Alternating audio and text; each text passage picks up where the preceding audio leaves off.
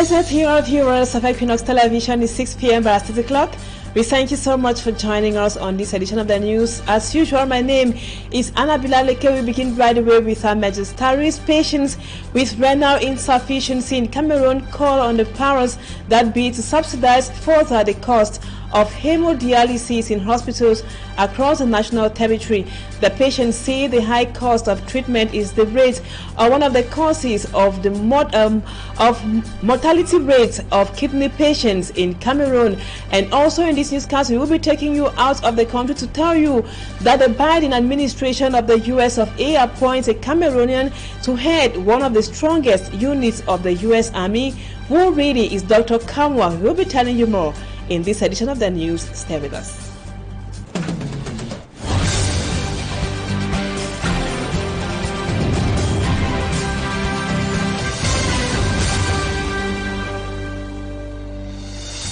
Welcome back, viewers. Thank you so much for being with us. Thank you for always according us your time every 6 p.m. for the news in the English language. We begin this edition in health. Kidney failure patients in Cameroon are raising concerns about the high treatment costs resulting to high mortality rate recorded across the national territory. Commemorating the World Kidney Day that is today, patients points out some challenges they are facing. Immaculate Fogwe highlights them in the report which comes up next. 34-year-old Goncolet has been suffering with kidney failure for close to 2 years now. The sudden rise of her blood pressure affected her kidneys. She explains how it manifests. At times I used to have high fever. When I say high fever, serious fever, yes. I used to go to the hospital, they tell me I have malaria, you have typhoid. I was taking medication for malaria or typhoid. Never knew that was, even the high blood, never knew it was high blood was taking me.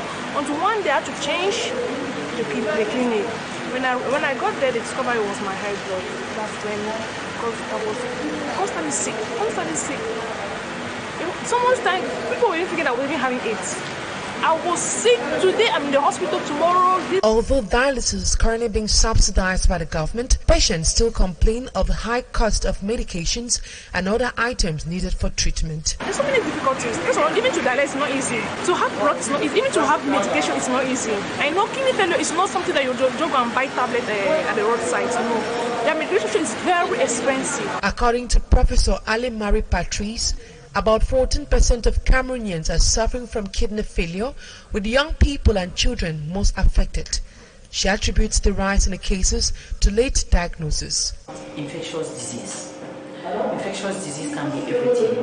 Viral infection, hepatitis B, C, and HIV. It can be also some type of bacterial infection, chronic bacterial infection, and also parasitic infection. When after infection, we can point out hypertension, essential hypertension. That is one of the main causes in adults. Diabetes is the leading cause in the world, and we have other causes, genetic causes, familial causes. We have cancer of the uterus and prostatic cancer, who can block the root. And we have also some rare diseases like gout. We cannot forget drugs, traditional medicine, and many other drugs that can cause. Commemorating World Kidney Day, health experts urge Cameroonians to frequently carry out physical exercise, drink lots of water, avoid self-prescription, and equally go for regular medical checkup. Kidney patients, on their part, want the government to subsidize their medications in order to reduce the high mortality rate caused by kidney failure. And now we continue talking about the International Women's Day this year, which was the 38th edition. The theme for this year's edition dwelled on women and technology, how women can use the digital world to make some benefits for themselves. Women in Bangasina in the Bam and Kim division have been encouraged to go digital. This was during the celebration or the commemoration of the International Women's Day yesterday. Lucy Diengu Asia tells us more in the report. This comes up next.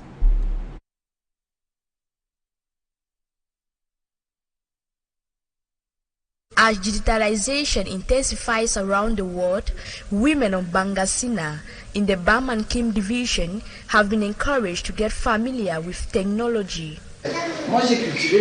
As a farmer and cultivating maize located in Bangasina, and you want to market your goods to someone who is in Europe, all you need to do is to present the good and the price. After an agreement, the customer who is in Europe forwards his or her money, then you send the goods. As part of the activities marking the 38th edition of the International Women's Day in Bangasina, the women were urged to get engaged in e-commerce. With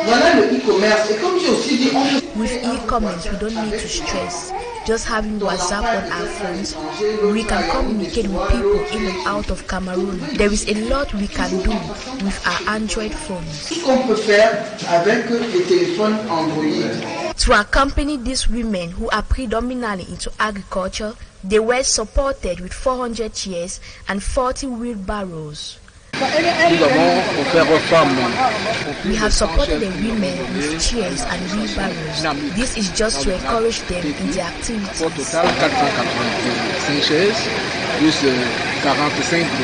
The 38th edition of the International Women's Day in Bangasina saw the exhibition of local products such as chocolate and cocoa butter. And now the road linking Peka 17 to Peka 19 in the Douala 5 municipality is said to be in a very deplorable state, and the bad state of the road is said to be negatively affecting the local population, especially as they go about their daily activities. Our reporter Immaculate Fogo now takes us to Peka 19 to show us the bad state of the road in that area. The road linking Peka 14, Peka 17 and Peka 21 is preoccupying not only locals but opinion leaders and panelists of the debate program Equinoxe. Il y a un caterpillar qui fait semblant de faire les caniveaux là depuis le début. In the course of the program, Barrister Kaka raised concerns about the deplorable state of the Peka 14, Peka 17 and Peka 21 stretch of road in the economic capital city, Douala. Dr. Marcel Simon, a member of the ruling CPDM party, denies all the allegations while claiming that the roads are passable. Vous savez, d'ailleurs, au niveau de Maquette jusqu'à 14 est déjà faisable. On va les vérifier. C'est mieux, on vous attend. To confirm these allegations, Equinoxe TV team went on the field. It is a dusty road filled with numerous potholes that we met. Residents say they are fed up. Mieux là parce qu'il a plu hier. We are suffering. Look at the state of our roads. A distance that can be covered for less than 10 minutes. Drivers now spend over 30 minutes. The dust is causing many of us to be sick with catarrh and cough. Accidents are very frequent here. During the rainy season, the state of this road is terrible. Despite the presence of bulldozers on the road, residents say the work done is not worth applauding. That's what they do all the time, but no great changes. These roads need to be thawed. They claim to be working, but the end product is not worth it. Another major preoccupation of the population is the frequent power cuts in the area that has paralyzed economic activities. This has caused many to purchase standby generators. For a week now, there is no electricity in our neighborhood. Power cuts are very frequent. Access to potable water is another problem. We have to cover several kilometers just to have access to the precious liquid. In some other areas where the rain was very heavy, it is a slippery and muddy road that was noticed. Motorcycle riders plying on the stretch say the state of the road has slowed down their journey and also forced them to increase transportation fare, given that the period of maintenance of their vehicles is now very frequent. They are calling on the government to assist them by tarring the roads. And now we talk politics. The senatorial election will be taking place across the national territory. That would be on Sunday. The ruling CPDM party is canvassing for senatorial votes across the country, even in areas where there are no challengers. This is the case of the southwest region of the country, as Babila Jonathan tells us in this report. Bigwigs of the Cameroon People's Democratic Movement (CPDM) political party in the Kupe Maninguba division, southwest region of Cameroon, canvassing for votes for the party ahead of the March 12 senatorial election, considering that the CPDM is running the senatorial race alone in the whole of southwest region. We asked Professor Nkole why the CPDM is campaigning. It is a competitive election, and when you are in a competition, you have to convince people. When you are in a competition, you have to inform people. When you are in a competition, you have to cajole people. When you are in a competition, you have to give people information. When you are in a competition, you have to commune with people. When you are in competition, you have to come closer to people. When you are in a competition, you have to assure people. And that is why we are all in a campaign, because the law says so. The law says you must campaign 2 weeks before the date of the election.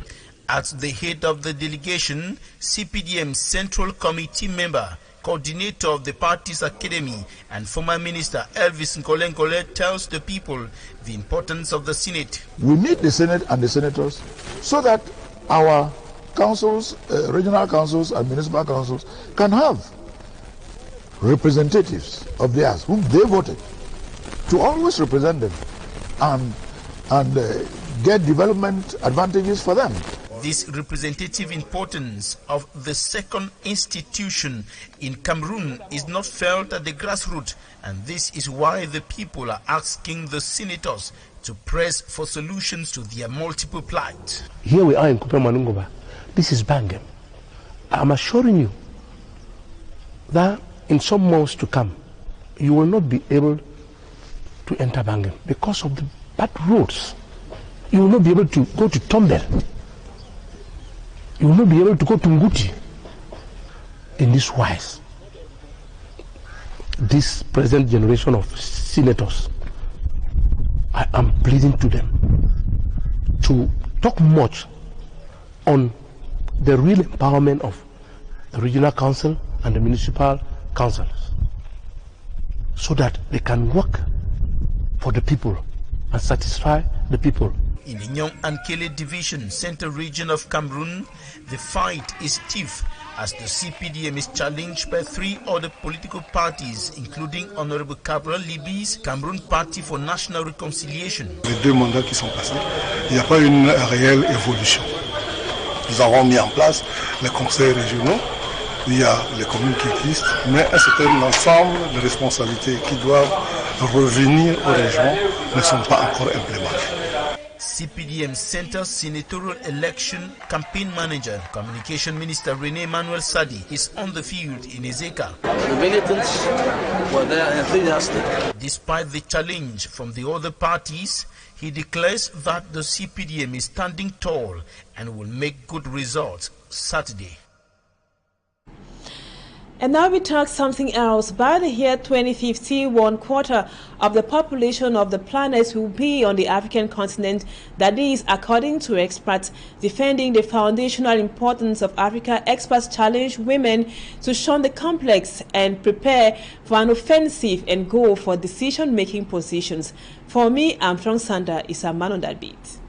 Africa, the cradle of mankind and the continent where humanity developed some 200,000 years ago, is today taxed with the good and the bad in the globalized world.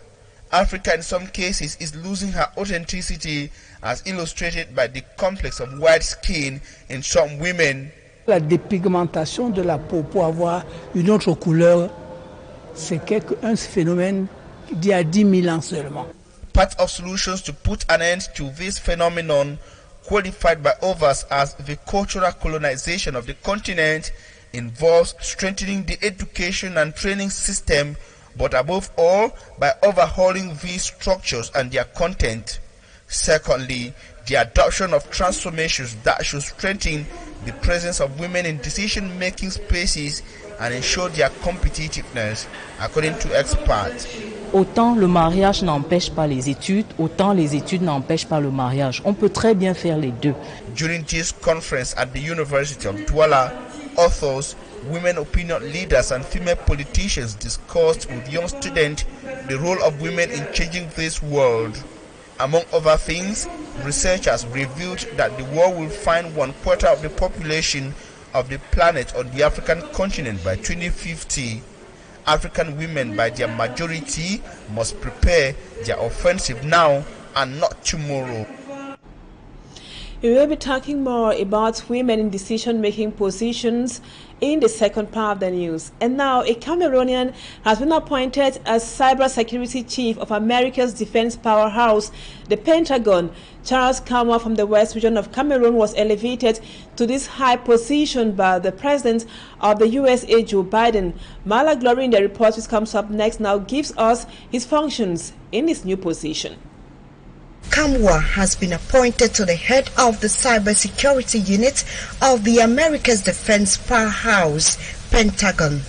The America's largest government agency, whose mission is to provide the military forces needed to deter war and ensure the nation's security. Charles Kamwa was elevated to the top of America's cyber protection by President Joe Biden. He is now responsible for managing the digital security of the United States. The American of Cameroonian origin, Charles Kamwa, is a computer engineer. His recent appointment into the high-tech function now puts him in charge of monitoring the American skies for unauthorized intrusion into America's defense system. New generation equipment will help him in his new task, and the United States Civil Aviation will also be under his command. This appointment is further a recognition of the skills and expertise of engineers in the highly specialized and highly competitive field of cybersecurity. And now we talk sports viewers. The president of Rangers Football Club of Bafut in the northwest region of Cameroon has said that the president of the Cameroon Football Federation, FECAFOOT, Samuel Eto'o, should declare that the football house is bankrupt rather than disrespecting the president of clubs. Georges Nibachou made the declaration after Samuel Eto'o said over the weekend that club presidents who don't show an account of payments of their players' salaries will be sanctioned. Smart Jikan Gabriel completes the story for us. A war of words between the president of the Cameroon Football Federation, FECAFOOT, and the president of Elite 2 Club, Bafut Rangers, has opened some old wounds within the football house that many thought were no longer existing. In his recent outing in the southwest region, Samuel Eto'o told club presidents to pay the salaries of the players, without which they could be arrested for embezzlement. Comme je l'ai dit au président de cette association, à mon cher frère, je lui ai dit le 31 janvier, cher frère, sur 21 équipes, je n'avais que 4 qui avaient justifié l'argent reçu. Alors je paye sur la base de quoi? Ne laissez pas qu'on vous mette la pression, parce que moi, je vais vous attaquer demain en vous disant qu'il faut justifier. Vous ne justifiez pas, je suis obligé de demander au SG de saisir la commission d'éthique. His statements provoked Georges Nibachou, president of Bafut Rangers, who asked Samuel Eto'o to respect them. Samuel Eto'o is a billionaire, but he doesn't own a club. One doesn't just get up and create a club, so he should respect club presidents. I don't agree with his statement because we talk of a professional football league in Cameroon and you want us to pay salaries. I own a company and it is the federation to tell me how I manage it. It's not done that way. Georges Nibachou went ahead to say that FECAFOOT doesn't have money. He is the one who gives the amount and gives the money, and at the same time, money he doesn't have. You can't imagine a club spends 6 million each month and you give 4 million francs CFA. Let him come out clear to say the federation doesn't have money.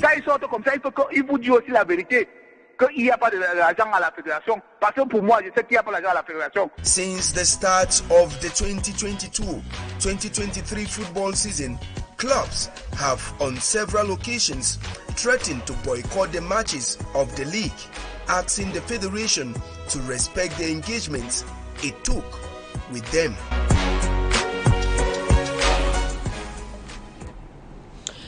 And viewers, on that sports note, we call it quick to the first part of the news. Don't go away, Talking Points comes up next, so stay with us.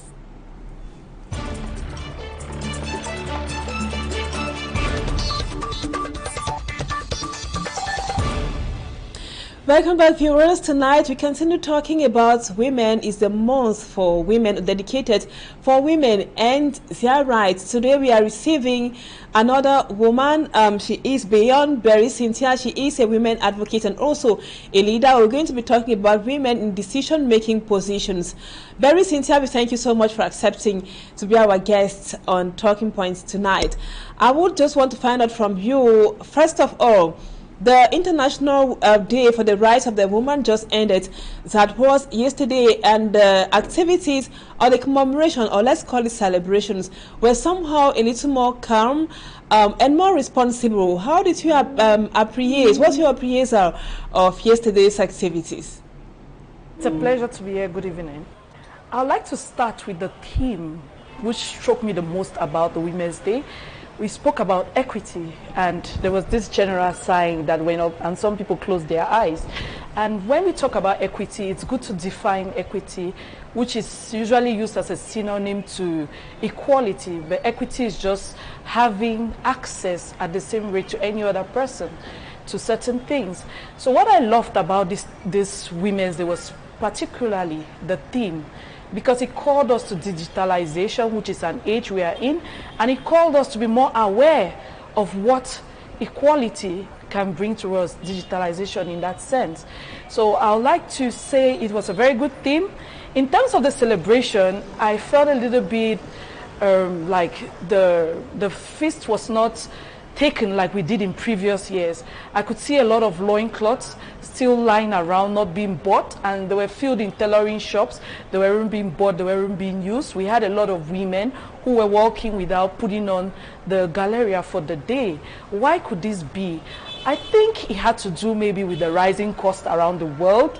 The material cost 10,000. 10,000, it used to cost 6,000 before, and now we have more pressing crises which have to do with the increase in flour, the increase in fuel, the increase in oil.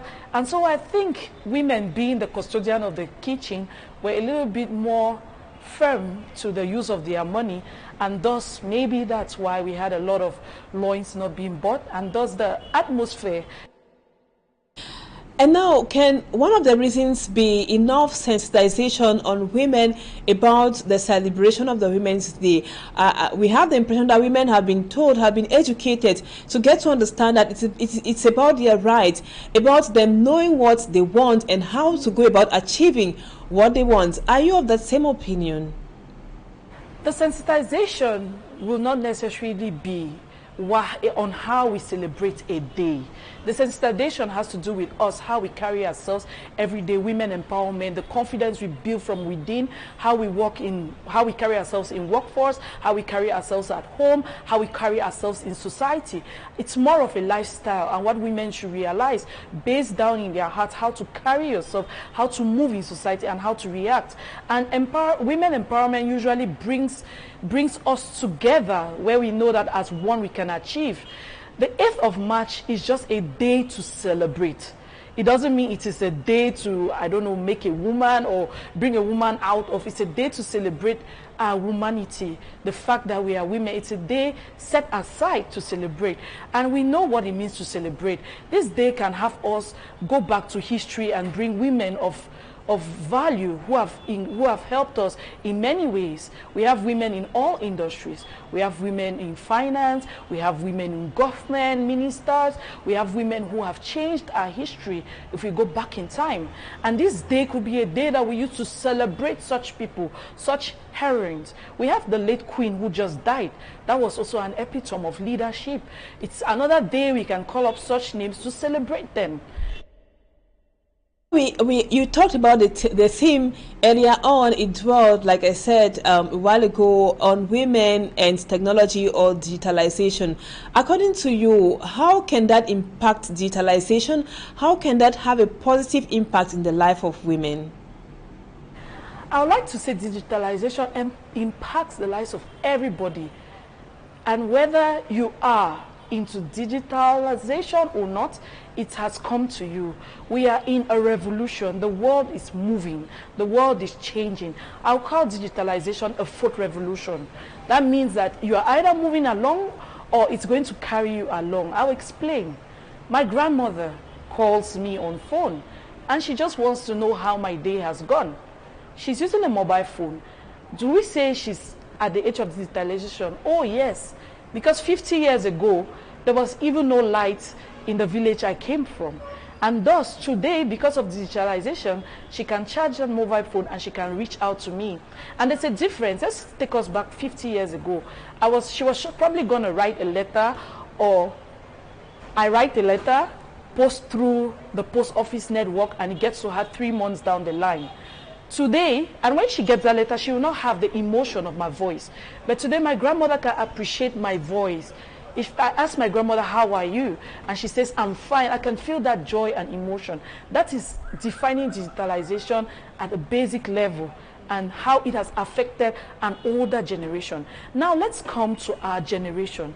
Digitalization is becoming part and parcel. But the question I would like to ask is, are we making use of it? Are we moving along what digitalization has to offer? I'll ask the youth in Cameroon, how much time do you spend on your WhatsApp, and how much time do you actually spend learning something on the internet? Because this is all about digitalization. But if you go maybe to some countries, you see that, I'll take something of now where we call it coding. You see kids in India are coding by 15. What are the kids in Cameroon doing at 15? This is now the use of digitalization. How can we use digitalization to make our lives better and become better people? It's part of a revolution and we can't stop it. The world is evolving. We have to evolve along. We will have to talk more about how to practically make use of technology to our benefits, especially as we are talking about women. But before that, Barry Cynthia, is going digital very possible? How possible is it in our society in Cameroon, which is somehow marred by ignorance and also poverty? I really love your question. The first thing is ignorance. Ignorance is not an excuse. But ignorance is usually a bedroom for failure. The first thing we have to do is sensitization. And then there's something I'd like to introduce you on. There is what I call, it's actually the purpose-driven life. If you know, this is a book written by Rick Warren, but I'll bring you back to the word purpose. Sometimes, if you know what your life is about, the purpose you're driven about by, you don't have time to waste, because purpose is very linked to your time management. Therefore, there are some basic things we need to educate the youth about. The fact that we will all die one day and our time on earth is very limited. What you do with your time day in, day out makes you a better person or makes you someone who just moves along and ends up in depression. Therefore, I'll come back to you. Ignorance has to be eroded from our definition of Africa or Cameroon. We have to sensitize the youths on what they are called to do in future and for themselves. Therefore, they will define their purpose and know, if I know that my purpose, for example, is talking on TV, I should invest more time in building my capacity to talk. If I know I have to cultivate, I should spend my time, therefore, looking on how to make cultivation in Cameroon better and more industrialized. Therefore, it's very important. Now, the second thing, poverty. There are so many great people who have been born for poverty. If we go back to the history of America, you'll see that they grew from poverty. Poverty is not an excuse. Poverty, rather, should not become a state of mind. Poverty can be a condition you can break out of, but it should not be a state of mind that we live in forever.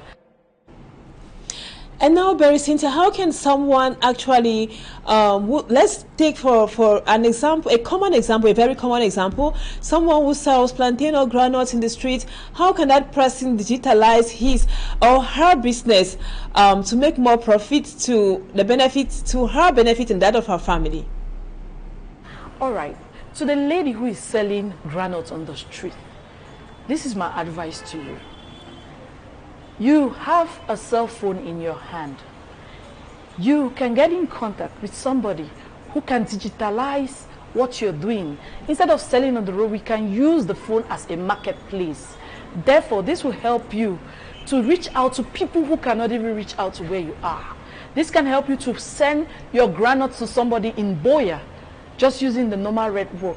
The person is going to pay for the delivery cost. The person is going to pay, but you're going to save a lot of time by using digital means of marketing rather than expecting people to come to you. And I bet you, the main thing is your granules. If your granules are done and they are of a very good quality, when they get to Boya, somebody will tell somebody that your granules are good and they will come back looking for you. So while you can use digitalization as a means, we should always know that the product that we carry, the customer is king. And therefore that product has to be very good to those it entices, and then they will get to you. Now let's talk about us. Let's talk about women. Off air, you told me that you're a mom, you're a mother of 3, and you are a full-time employee. How do you successfully manage the two successfully? There's something called a balance in life, and that's the ideal, working towards a balance. I'll tell you there are many more. You can go on the internet, you can check, but we actually have like 6 major categories in our lives. We have our relationships, which engulfs our families, our friends, and our immediate relationships with people. We have our emotional state of mind. We have our financial burdens, which have to do with your planning, your savings, your investments. That's not all. You have your health, your physical body to take care of. And then you have your career. I didn't want to say career before because career seems to be what occupies us. It just occupies most of your time, but doesn't mean it's the most important thing. I'll go back to something I said earlier, the relationships we have. Our family is a nucleus, the place where we belong, somewhere we come from. Usually, it doesn't matter where you go to, you come back to a family. It's so important that you, as a person who belongs to a family, should always seek that the family is in balance, is in peace, because that's where your motivation stems from. It's from that family that you go out to look for a career. If your career is even being a student, at this point you're a student, but you're looking towards a future. Therefore, that's where you spend most of your time. But you come from a house where you want to make your dad proud and your mom proud. Therefore, you carry on this from the family, and it defines how you do well at school. I'll not come back to myself.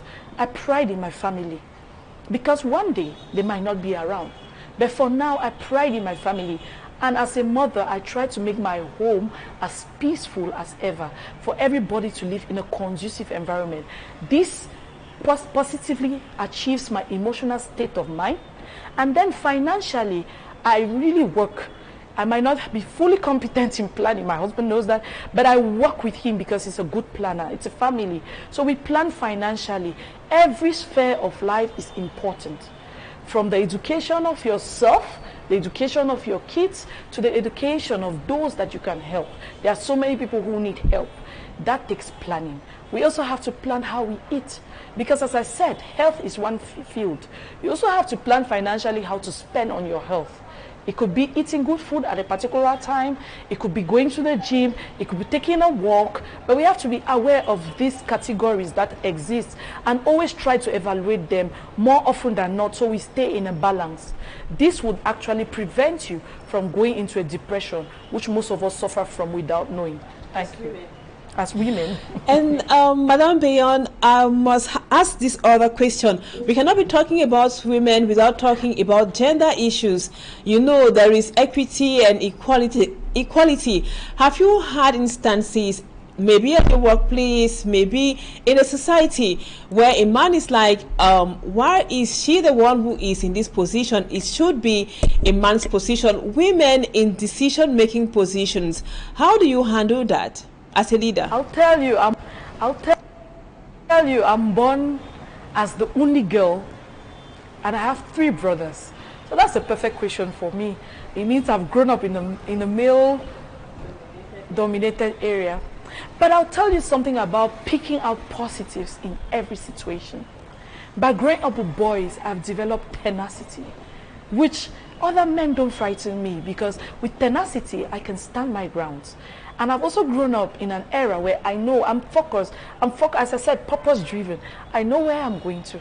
I know what I want to achieve. And therefore, it also encourages me to study a lot, to actually access who I am a lot. So when I'm before men, I actually add, like what I say, more quality or something much more different. There's something special about us women. We are the spice. Therefore, when you know what to say, when to say it, how to say it, we spice up the man's world. There's nothing they can do about that. As is locally said, in a house, the man is the head, but the woman is the neck. And thus, to direct men, you need to appreciate that you are the neck. And they'll go where we direct them to go. Therefore, as a woman, let us remain powerful and let's know that we have something in us. That spice that the men's world actually needs. I'll give you an example. I love football. Everybody who knows me knows I love Chelsea. But if you see more and more, we have the female football teams becoming more interesting to watch. Why is that? There's something about it that is a spice. And therefore, let's embrace our womanhood and know that we were created with something so lovely about us that the men can't take away. Rather, they are going to embrace it, and it's going to make our world a better place to live in. Great analysis there, Berry Cynthia. But before we go, can you talk to the women who are watching us out there? Can you try to uplift their morale to those who might be somehow down or those who might be somehow lost in their journey? Women, I'm talking to women from all over the place, but I'll focus on you, the younger generation. God has given us what we call power, a might, a purpose. If only we seek to understand the purpose and be driven by it, there are no obstacles. Education cannot be a barrier, your height cannot be a barrier, your size cannot be a barrier. We need to learn to love ourselves because we can only give to the world what is inside. We cannot give them what we do not have. So it's very important for us to work on ourselves and take life a little bit seriously, but not too seriously. What do I mean? Wherever you are, whatever you find yourself doing, if you're a seamstress, if you're like me who works in the financial world, if you are a banker, or if you're the fellow anchor I'm talking to now, we should know that we have self-worth. We should believe in ourselves and believe in what we are here on this earth to do, and know that every one of us counts in every little way. And once we start supporting each other and holding our hands together and moving forward, we'll get to a place where we shall all be happy with ourselves. Thank you. Thank you so much, Berry Cynthia Nguayam Epus Beyond, for accepting to be our guest on Talking Point tonight, and hope to have you some other time, viewers. Thank you so much for staying with us.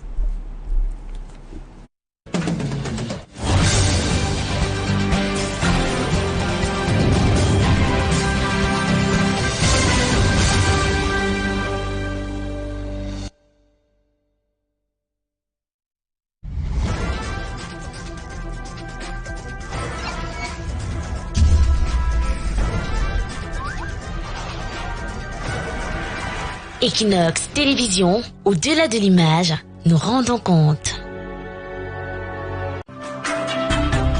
Ce jeudi sur Equinoxe Télévision.